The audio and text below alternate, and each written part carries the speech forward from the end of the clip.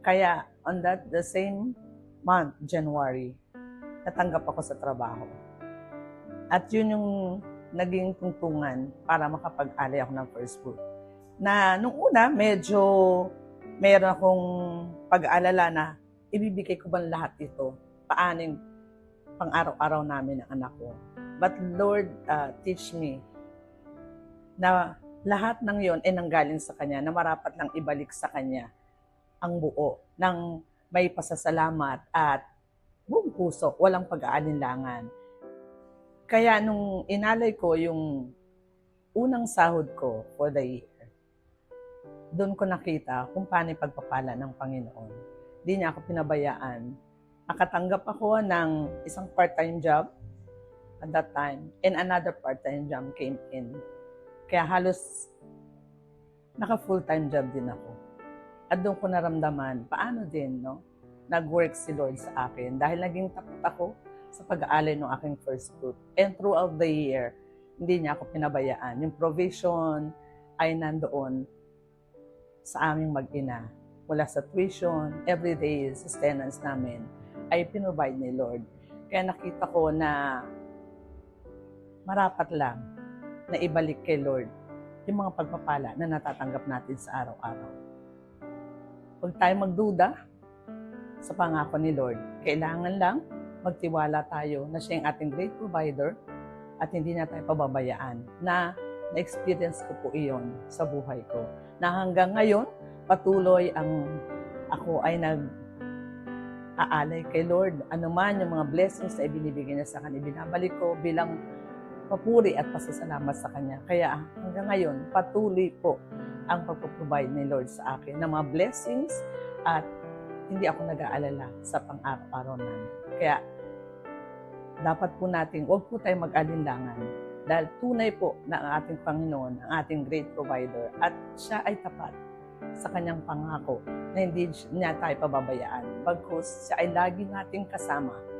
Magtiwala lang po tayo at isurrender ating buhay sa Kanya. Marami pong salamat. Ito po si Neng Maneha, Amazing Hope Crossover Campus.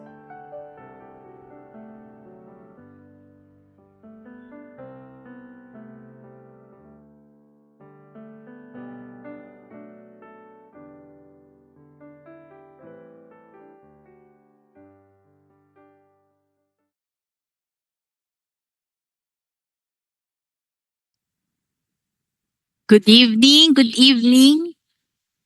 Welcome sa ating December conversion. Ayan. So, first before we start no yung ating formal or yung proper natin na program, I want encourage everyone pala to please open their cameras para naman maramdaman namin na kasama namin talaga kayo tonight, 'di ba? Kasi alam ko some of us parang may konti pang jet lag no sa ating holiday seasons. Pero syempre hindi 'yun makakapigil sa atin para tayo ay magsama-sama at i-ignite natin yung isa't isa sa ating faith, no, sa ating um, obedience, na tayo ay nandito para maka-receive ng wisdom and word ni God, no, through our pastor, no, sa ating mag-head sa ating program tonight. And of course, ayan, so sabi nga ni Pastor Paul, open cam tayo mga kapatid. Ayan, wag na po tayong mahiya. Ayan, mag-open cam tayo. Ayan, isa-shout out ko yung mga nag-open cam. Ayan, so hello, good evening kila Sister Roseby, Sister Shanel, Sis Neng, ayan sa mga mag-open cam pa. Good evening sa inyo. And of course, gusto naman namin malaman where you are watching right now. So please type in our Zoom comment section where you are watching right now. Para isa-shoutout ko din kayo. Kayo ba ay nasa staycation right now? Alam ko yung iba, no, from holiday, gusto na lang dire-diretso yung kanilang vacation. Grabe, no, next week, one whole week, no, na walang pasok, especially sa mga government employees natin. Mapapasana all na lang. Sana all. Mapasana all na lang tayo. Ayan. So, hello. So, actually yan, we're here watching right now live. Dito sa Cavite, meron tayong Quezon City. Ayan, may Marikina, Bulacan. Ayan, meron pa tayong Pangasinan. Alam ko meron pa tayong mas malayo. Sige nga, palayuan tayo right now para ma-feel din natin, no, yung commitment talaga regardless of location. They are here with us, present with us right now to be able to really receive the word of God. Yan. So thank you sa mga nag-type. Of course, I just want to give a few reminders, no. I know naman na you were given already a heads up of what you should prepare for tonight. I pray na lahat tayo ay meron ng mga Bibles, notebooks, and pen na nasa tabi nyo. Sige nga, itaas nyo nga ang inyong mga Bibles and pen. So ako, I will show mine. Ayan, I'm showing mine. I have mine beside me. Ayan, so nasan yung mga pen nyo, yung mga pang take notes nyo. Sige nga, itaas nyo rin. Ayan, itaas natin ang ating mga pen and notebooks, 'di ba? Kasi kailangan talagang ano tayo dito, committed talaga tayo that we are going to learn and meron din tayong babalikan, no? Even after our session tonight. And of course, also important part of our convergence is yung ating communion part na I pray you also have beside you. You're already prepared with your communion emblems, ano, yung ating mga communion na kailangan natin, which is yung inyong drink of choice, which is either a juice, water, siguro wag na wine, no? Wag na wine, no? So, juice and water lang, no? Or coffee kung kayo ay nagkakape right now, and yung inyong bread, no? Na pagsasalu-saluhan natin later. And also, I pray that everyone has prepared their hearts and minds for this session because this is a special session, no? Kasi nga, syempre lahat tayo nasa holiday mode on, no? Nasa holiday mode tayo, and this will not stop us to really be together, be one with each other, and to really learn the word of God and be empowered, no, na talagang, yes, Lord, kami po ay nakikinig sa iyo. No? So, ayan. So, with that reminders, I think lahat naman tayo ay ready na. And, syempre, without further ado, I'm going to call Pastora Anjanette to lead us tonight. Palakpakan Alright. tayo. Sige. Diba palakpakan natin si Lord sa buhay ng yung nag-testify kanina, no, kay Sister Neng. Yan. And yung ating host, no, kay Sister Chini. And even yung nasa tech natin, si Brother DJ. Kahit di nyo siya nakikita. Yan, palakpakan nyo siya. So, magandang gabi po sa ating lahat. Kamusta naman po ang inyong Pasko? Pwede ko bang malaman sa chat? Yan. Saan kayo nagpasko? Anong ulam nyo? May nainit pa ba kayo? Yan. Parang kami may iinitin pa hanggang bukas. Yan. Ano na po ba yung mga nainit ninyong ulam, no? Yan. O naubos lahat ng 25, no? Grabe talaga mag-provide si Lord. Uubos talaga, no?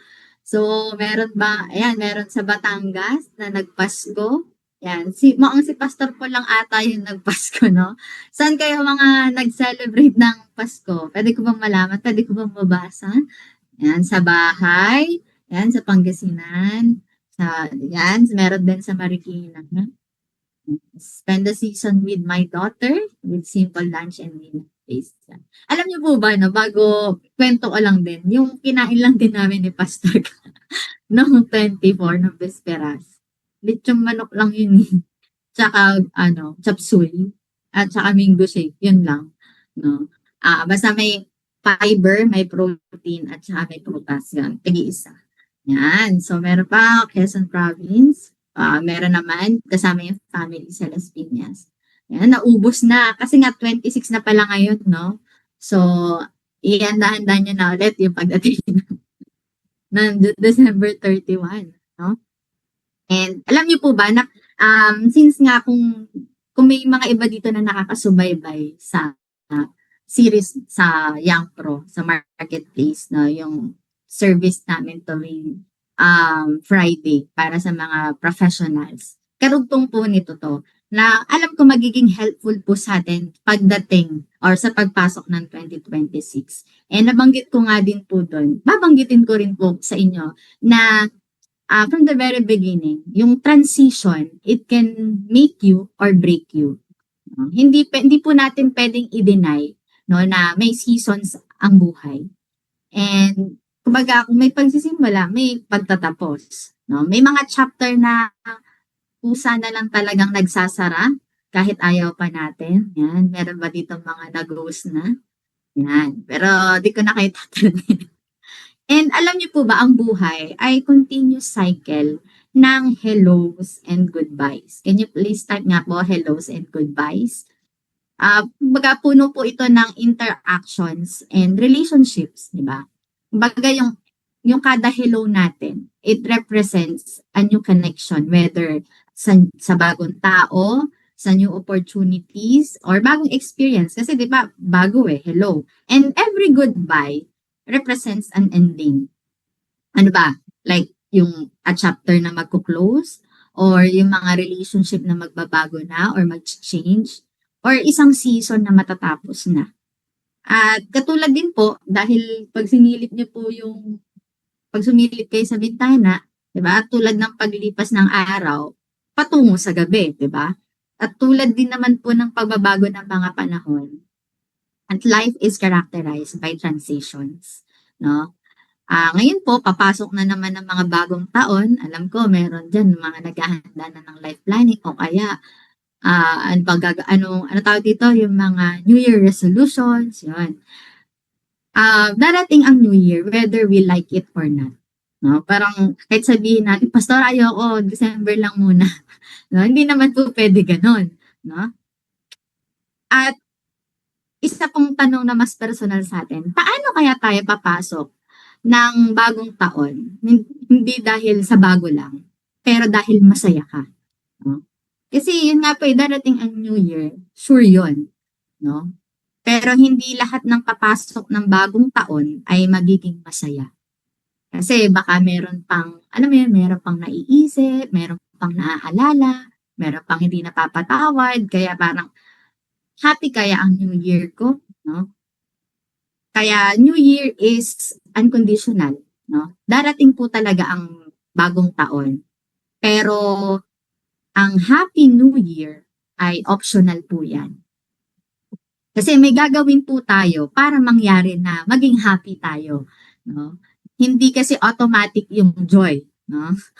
At hindi rin instant yung change. Na pag sinabi ko sa life planning ko na gusto ko ganito ay instant na siya. Kasi meron tayong choices, meron tayong decisions, may direction.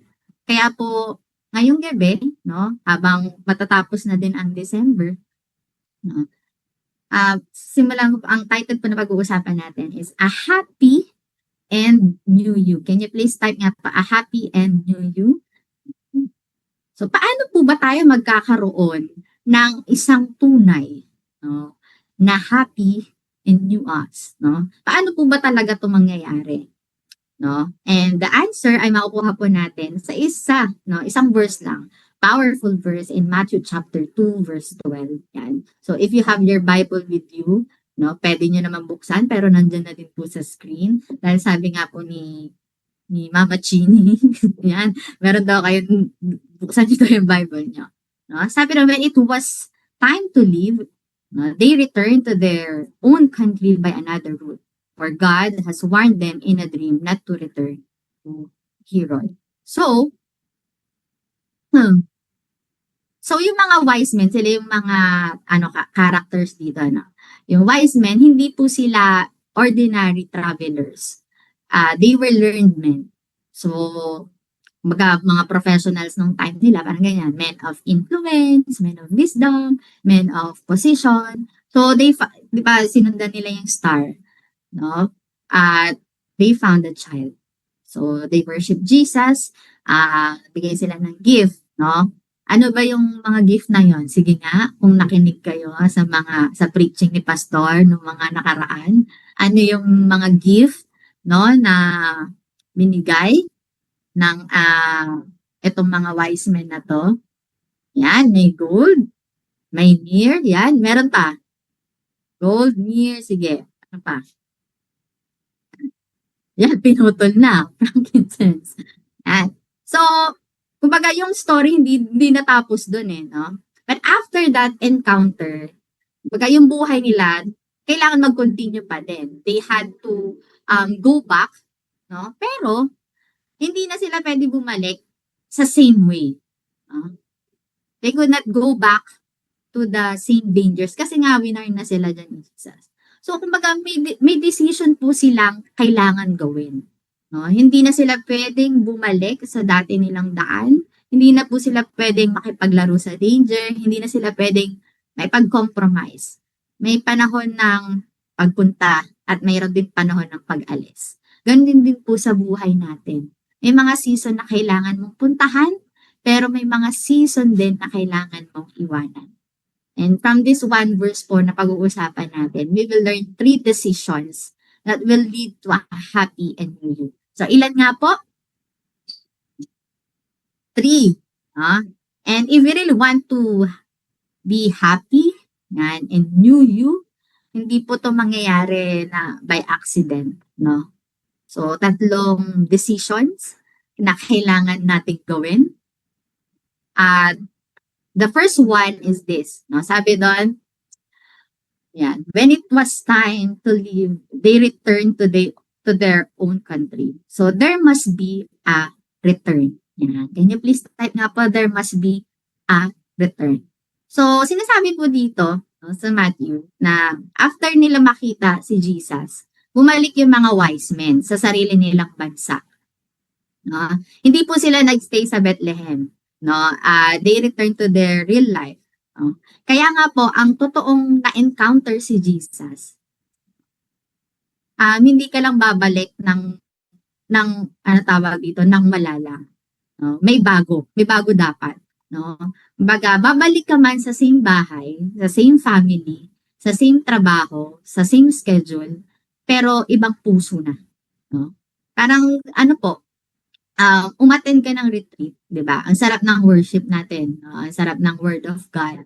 Pero ang tunay po na test ay yung pag-uwi natin. Even naman pag nagsa-service po tayo, 'di ba? Even after nitong convergence. Ang tunay na test ay yung pagkatapos na eh.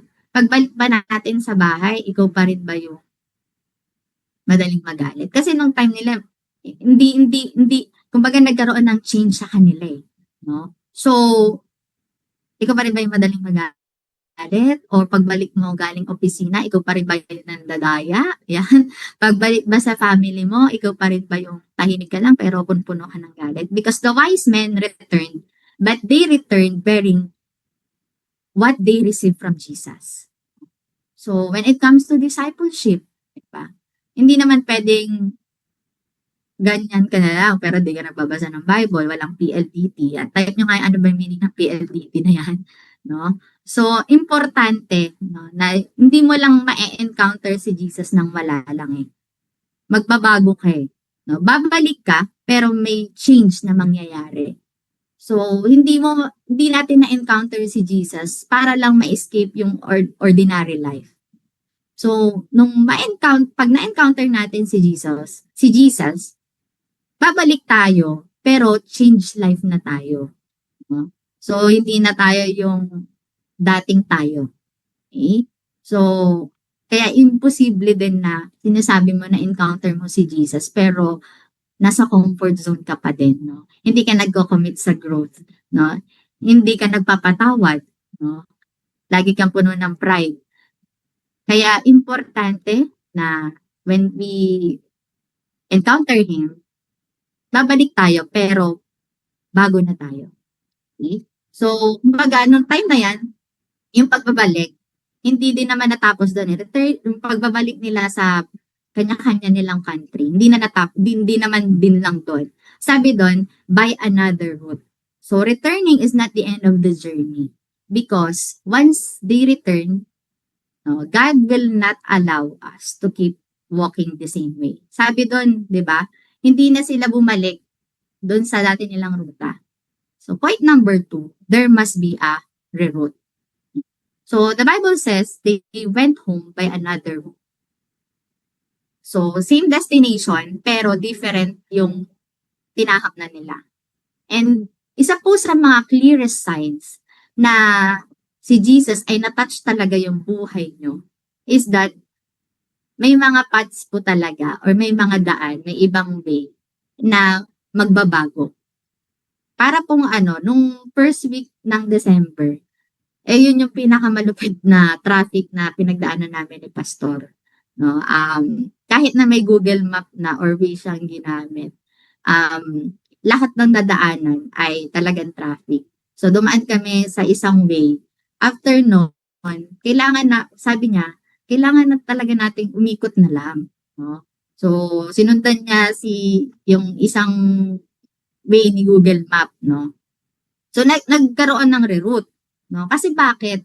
Baka kasi pag nagstay kami doon, abutin talaga kami ng 4 hours kasi 9 p.m. kami umalis, no? So, mga anong oras na kami nakarating. Paano pa kaya kung hindi kami umalis sa the same place, mas lalo talaga kami matatagalan. So, kailangan mo din talagang mag-iba, no? Ng ruta kapag alam mong wala nang pagbabago. Kung stagnant ka na lang doon, no? Kasi minsan kasi ang nagiging mindset natin, 'di ba? Pag may change ayaw natin kasi alam mo yon may gagawin na naman bago, no? Pero di natin alam, no, na yung pagre-reroute pala sa atin ng Panginoon, it's a way of protecting us, no? Kaya nga sabi diyan, 'di ba? For God had warned them in a dream. At nakinig po sila doon. Kaya kung meron man na sa mga relationships natin, kung kailangan mo nang iwan mo na, no? Lalo na pag nakarinig ka ng word from God, 'di ba? So, baka naman matagal nang pinapaiwan na yan sa'yo ng Panginoon, pero ayaw mo pa din. Hindi, gusto ko to, ayoko, wag niyo tong hawakan, no? So, kumbaga, kung meron man dito mga nagtatrabaho, yan, or nagbe-business, na nakakompromise na yung values mo, hindi ka na nakakapag-church, yan, hindi ka na nakapag-life group, baka kailangan mong mag-reroute, no? So, and even sa mga nag-aaral dito, baka kailangan mong magbago ng study habits, no? Mag-focus ka sa pag-aaral, kasi madaming distraction. And even sa the way we relate to our family, no? Baka kailangan din may i-break tayo ng mga unhealthy cycles. Kaya tanungin po natin yung sarili natin that, is God changing how you spend your time? Yan. Your time, your talent, or your treasure? At sino ba yung pinapakinggan mo? Because ang pusong nabago, it will always lead to a change direction. Hindi pwedeng sa sinasabi mo na nabago yung puso mo, pero nandun ka pa din. No?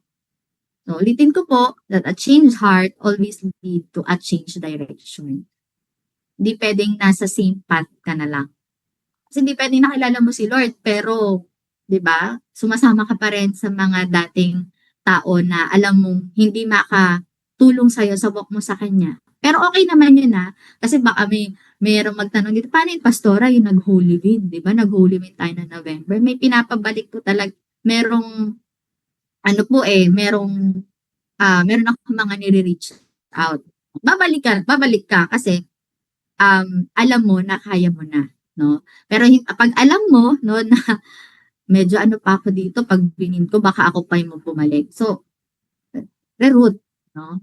At syempre, kailangan magpapagay tayo sa mga mentors natin. So, changing direction is not enough if you keep holding on to God, on to what God already warned you about. Kaya pangatlo po, there must be a renounce. So, itong verse na to, nag-end, no? They were warned, no, not to return to Herod. Kasi po, yung si Herod dito, nire-represents niya anything, type nyo nga po dyan, anything that threatens what God is building in you. Kasi lahat naman po may plano ang Panginoon sa atin Pero syempre, may Herod, di ba? No? Ang Herod na to, it represents yung danger, no? Yung deception na akala mo, ito pala yung makakasama mo, no? Yung pala, hindi. Akala mo, ito yung makakatulong sa'yo, pero hindi naman pala. And, ito mga wise men na to, hindi na sila nakipag-negotiate kay God. No? And, they obeyed God. No? Kaya meron po tayong mga habits na kailangan nating i-renounce, kailangan nating iwan. May mga relasyon na kailangan bitawan. No? May mga pagko-compromise na kailangan nating tapusin. Kaya kung ikaw ay part ng discipleship, no, i-renounce mo na rin yung mga secret sins na yan. No? Piliin mo, pagdesisyonan mo yung maging accountable ka sa mentor mo. Kasi mahirap pag naglalakad ka sa dilim. No? Mas lalong hindi ka mag-guide. No? And you let go of toxic connections. No? Yung mga unhealthy attachments. Kasi alam mo, hindi siya magiging healthy, hindi ka magiging happy, no? Sa next year, pag yun pa rin yung mga hawak mo eh. No?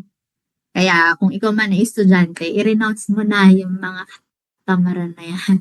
No? Yung pag-cheat na yan. So, you build no yung good character. No? Talagang makikita na alam mo, nagsiserve ka kay Lord, no? You worship God. Kasi nakikita yung ano ba yung dapat, no? Na makikita sa'yo. Kaya, hindi naman po ito it's not all about pagiging perfect. It is all about protecting what God started in you. Kaya kung sinasabi mong na-encounter mo si Jesus, excited ka nung life retreat, lifestyle, SOD, tuloy-tuloy mo. Hindi pwedeng hanggang life retreat ka lang, hindi ka na magpapatuloy. So, if God warned you about it, kung meron mang mga, alam mo, na sinasabi si Lord sa'yo na wag mo nang gawin, wag mo nang ituloy. Kasi, mapapahamak ka. Let it go. Because hindi ka makaka-enter no, ng happy no, and new year pag hawak mo pa rin yung mga bagay na kung saan winarningan ka na ni Lord na wag mo nang dalhin sa 2026. Amen? No? So, i-renounce nyo na yan, yung mga kailangan i-renounce. Kaya nga, ang tawag dito, bago pa kayo makipag one-on-one sa mga mentors nyo, yan, i-renounce nyo na. No? Mag-isulat, tas yung sa life planning nyo, maging serious tayo sa mga life planning natin sa 2026. No? Kasi hindi na tayo pabata at hindi rin natin alam kung kailan babalik si Lord. Kaya kailangan gawin na natin yung makakapag-glorify sa Kanya. Kaya, in conclusion, yung pagiging masaya, it's not about yung may bagong taon na naman eh. Hindi ito yung, Pastora, ito ba yung, kasi New Year, may mga planner, no? Hindi po yung patungkol doon. Hindi din yung patungkol sa, ito po yung mga list ko, ito yung gagawin ko sa relational, sa discipleship, sa physical. A happy and a new you, it starts with the person. And His name is Jesus. Kasi ang katotohanan po, hindi kayang baguhin ng calendar, ng annual planning, ng mga goals natin, yung puso natin. Hindi po kayang ayusin ng motivational talk, no, yung sugat. Hindi din po kayang tapalan ng positive thinking. Isipin mo lang to, hindi kaya pong tapalan ng positive thinking yung kasalanan eh. Because only Jesus can do that. And He is the reason that we can return because He first came to us. And siya rin po yung reason that we can reroute. Because He said, diba, I am the way. And siya rin po yung reason so that we can renounce. Because yun nangyari po sa cross. He already broke the power of sin, yung fear, and yung death. Kaya po yung mga wise men, nung na-meet nila si Jesus, hindi na sila pwede bumalik the same way again.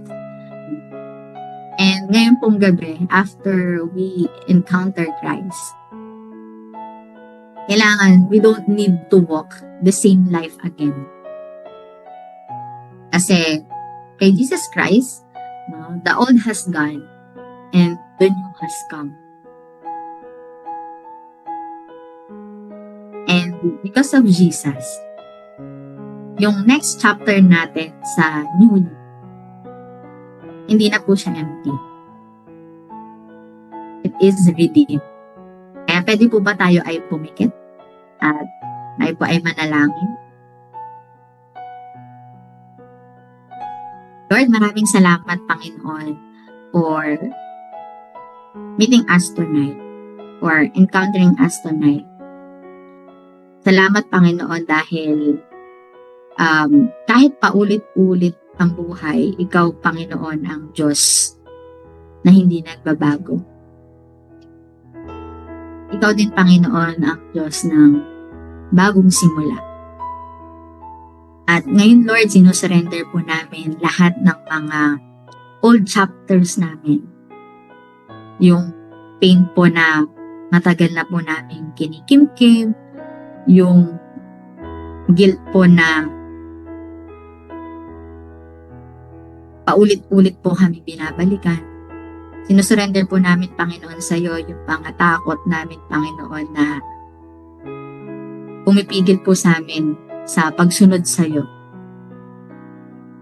Yung mga kasalanan, Panginoon, na binabalik-balikan po namin. Lord, alam mo na hirap kami mag-let go. Pero alam namin, Panginoon, na mas mahirap mabuhay ng malayo po sa inyo. Kaya po ngayong gabi, Panginoon, bumabalik kami sa iyo. We reroute our lives. Kung saan mo kami dadalhin, susunod kami. Kung saan ka magtuturo, makikinig po kami. And Lord, we renounce, Panginoon, lahat ng hindi galing sa iyo. Yung mga relasyon na sumisira, Panginoon, sa amin. Yung mga ugali, Panginoon, na pumapatay sa faith namin. Yung mga decisions, Panginoon, na hindi align sa kalooban mo. Dalangin ko rin, Panginoon, na ihil mo yung mga taong, yung mga pinagdadaanan, yung mga taong hurting. Tinataas ko pa rin, Panginoon, sa iyo yung mga may mga worries, Lord. And dalangin ko rin, Panginoon, na palakasin mo ang mga kapatid kong ito na napapagod, Panginoon. Bigyan mo sila ng kapahingahan na nanggagaling sa iyo.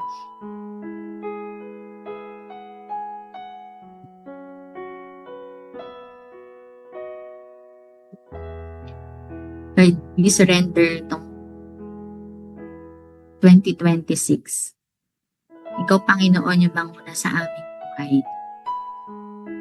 May mga plans kami, Panginoon, pero sinusurrender po namin ito sa iyo.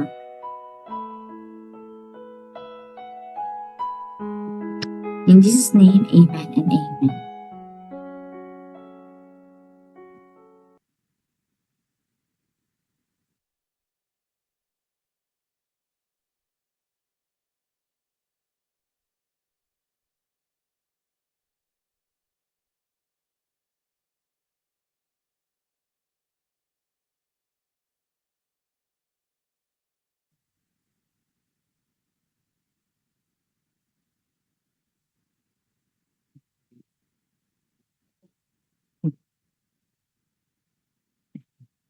Ganda, ang ganda po ng natin, no? Year-end natin for convergence. Return, reroute, and renounce.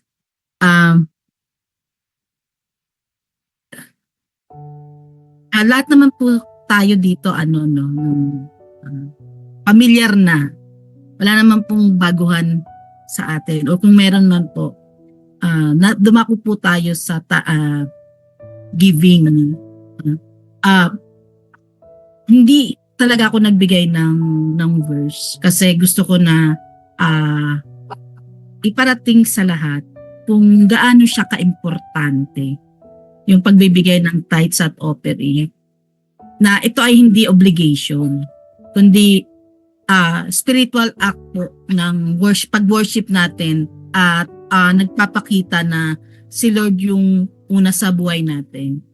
Kasi 'di ba kapag halimbawang nagta-tithes po tayo, we once na kumita po tayo, tinatabi na po kagad natin yung 10%.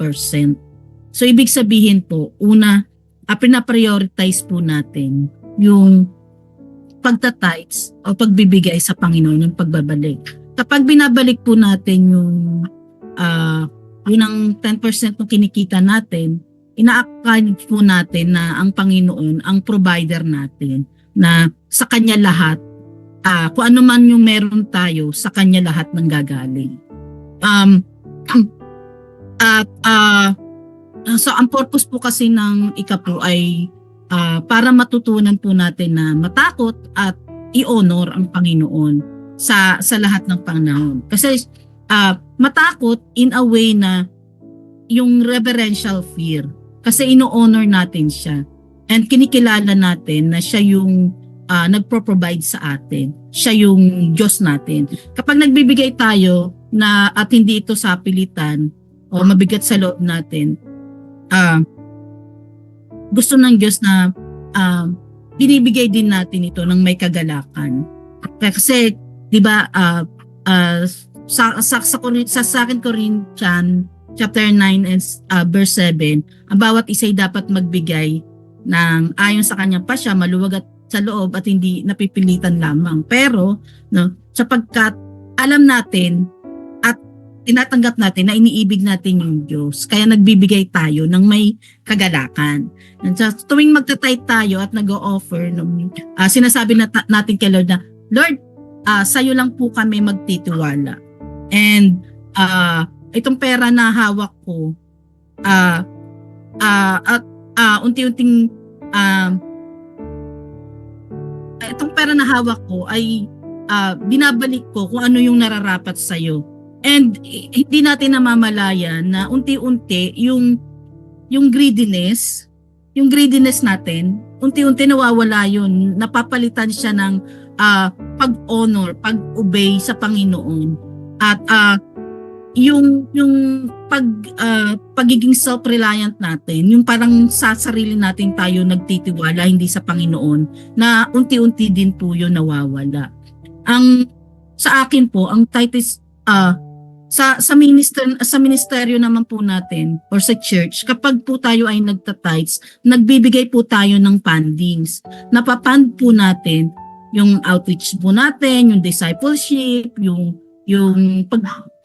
pagtulong sa pangangailangan ng church, yung lahat ng pinapagawa ng Panginoon para maikalat po yung kanyang salita, napapand natin. Hindi lamang nasusuportahan natin yung pangangailangan ng church, kundi yung pangangailangan ng pagpapakalat ng salita ng Diyos.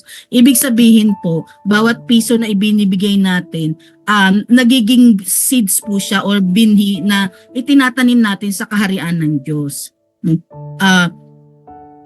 Alam natin na yung mga tao na ma-reach out natin through Word of God, and dahil nagpa-fundings po tayo or nagta-tithings po tayo o nagsisid po tayo, naaabot po natin sila. Sila yung mga buhay na naaabot natin. And eventually, sila din magiging saved. Masisave din po sila. And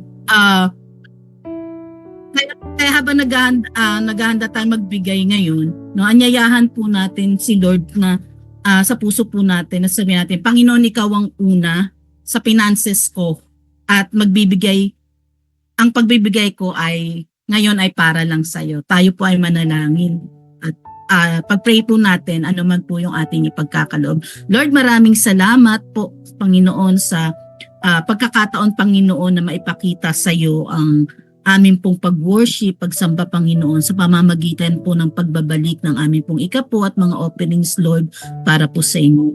Dalangin namin, O Diyos, na pagpalain niyo, Panginoon, yung mga magbibigay, and even po lahat po kami na nandito, Panginoon, sa Convergence, Lord, pagpalain niyo po ang bawat isa sa amin, and bigyan mo po kami, Panginoon, ng conviction, Lord, na ibalik sa iyo at mag-tithes, mag-offerings, Lord, na nararapat namin gawin bilang act of worship namin at pagsunod po sa iyo. Maraming salamat, Panginoon. Lahat po na ito, O Diyos, ay pinagkakatiwala po namin sa pangalan po ng iyong dakilang anak na si Kristo Jesus. Amen.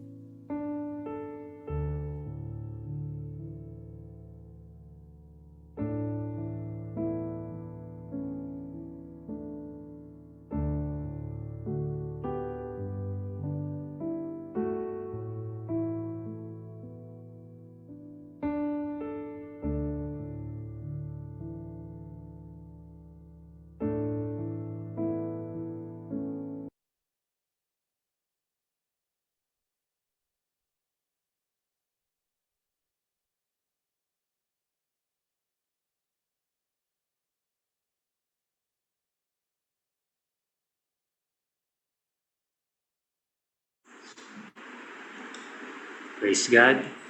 Sa pagkakataon po na ito, inaanyahan ko lahat to prepare ourselves para po sa ating pong communion. This is our time na tayo po ay makapag-reflect. At the same time, i-remember po natin ang ginawa ng Panginoong Jesus. According kay Apostle Paul sa 1 Corinthians chapter 11, verse 22 to 26, noong gabing ipinagkanulo ang Panginoong Jesus, kumuha siya ng tinapay.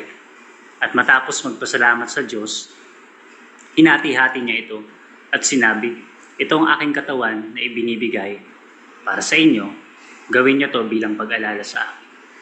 Napakahalaga na sa pagkakataon na ito, we want to look back dun po sa ating pong victory na binigay sa atin ng Panginoon. Because this is an act of remembrance.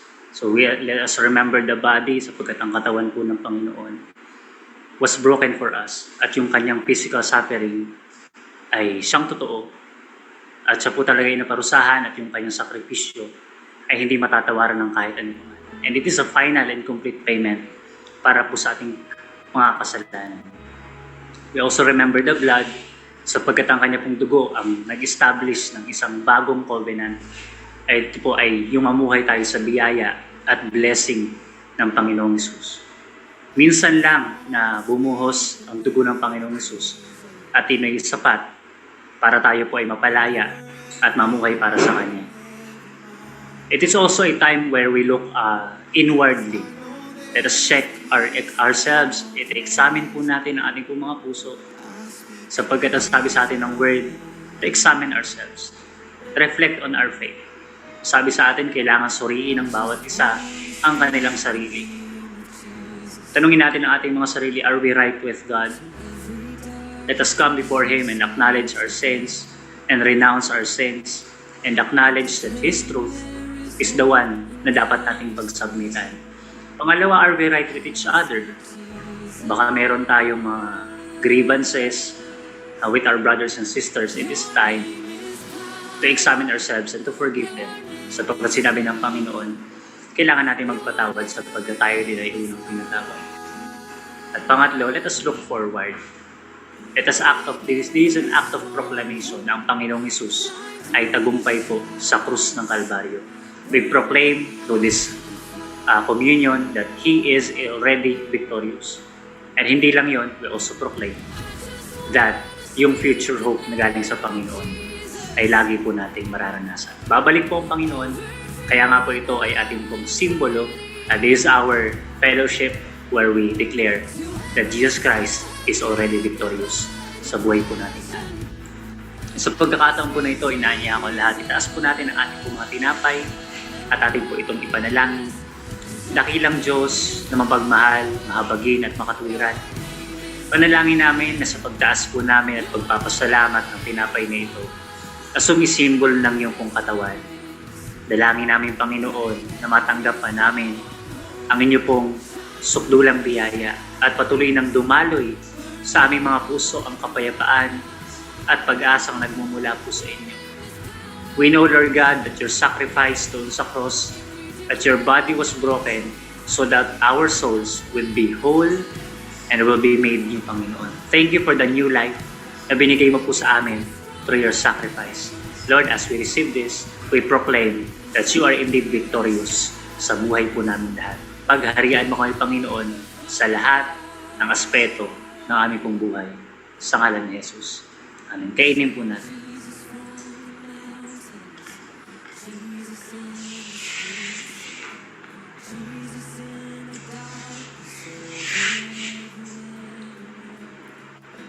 Tapos din po natin ating po mga inumin, panalangin natin ito, dakilang Diyos. Maraming salamat sa inumin ito. Sumisimbolo ng iyong banal na dugo na nabuhos sa krus ng Kalbaryo upang aming mga kasalanan ay lubusang mahugasan at kami, Panginoon, ay malinis sa kalawakan ng inyong pong sukdulang pag-ibig po sa amin. Dalangin namin na lalo ka namin, Panginoong, mahalin sa pamamagitan ng pagtingin po sa inyo. Dalangin namin, Panginoon, na sa pagtanggap na ito, maranasan namin ang patuloy na pagbuhos ng iyong biyaya at pag-asa aming buhay kapayapaan at maging ang iyong katwiran, Panginoon, na sapat sa pang-araw-araw po namin. Lord, we believe that you are victorious, that this blood is the redemption of our sins, and this is the forgiveness ng aming pong mga trespasses po sa inyo. Lord, we receive this by faith, and we receive this with thanksgiving, and we receive this with humility. In Jesus' name we pray. Amen and amen.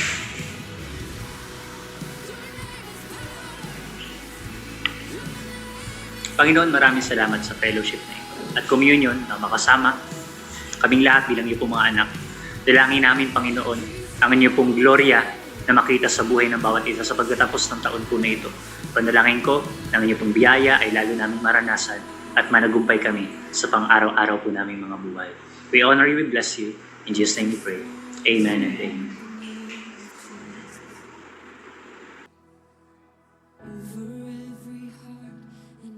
Amen and amen. Thank you so much, Pastor Harold, for leading us through our communion, and also kay Sister Rose B, no, sa ating kanyang pag-testify, no, sa ating giving also, no.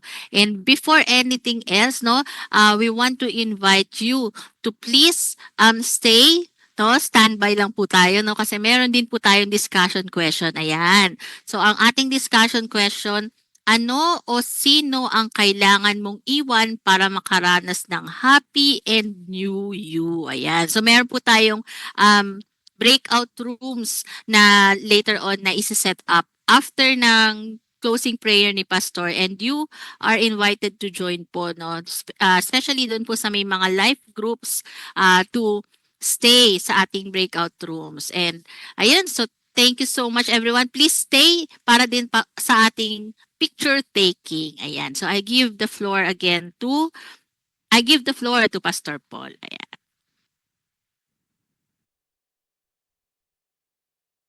Yun, nagtatype pa ako. Ina-announce ko na meron kami breakout room din with Rans and Lee and then si Kevin.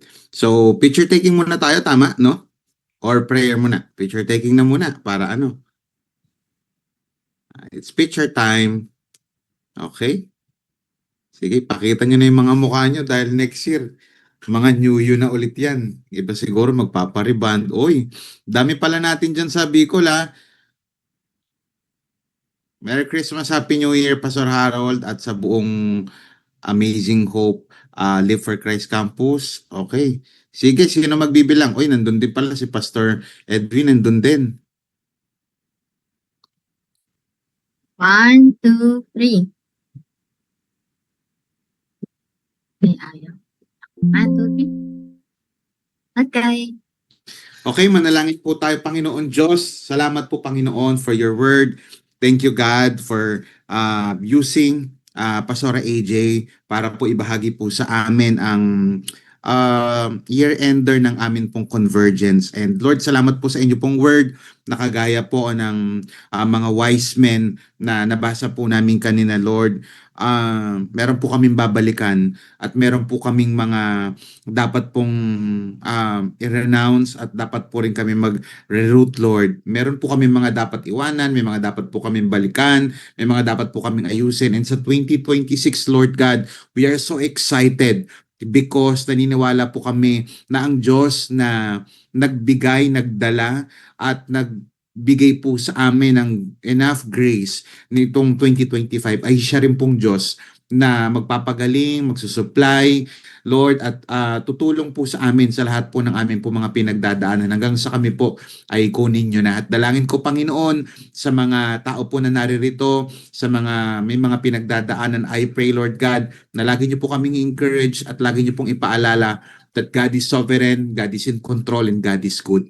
Maraming salamat po. I-bless nyo po ang lahat po ng pastors na naririto, whether sa Crossover Campus o sa Live for Christ Campus. I-bless nyo rin po ang bawat core leaders or primary leaders or mga life group leaders na naririto, Panginoon. I pray na next year, Lord, mas marami pa po kami mga life group leaders na ma-raise up at marami pa po kami mga tao na mabahagian ng mabuting balita. And I pray, Lord, sa mga tao po ngayon na haharap po sa 2026 na may mga matinding pinagdadaanan, Lord, lagi niyo pong ipaalala sa kanila na mabuti po ang aming pong Panginoon. Maraming salamat po.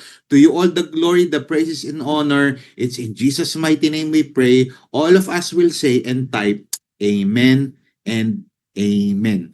Maraming salamat po. Pagpalain kayo ng Panginoon. Merry Christmas and a Happy New Year. Prosperous New Year po sa ating lahat. See you sa ating January Convergence.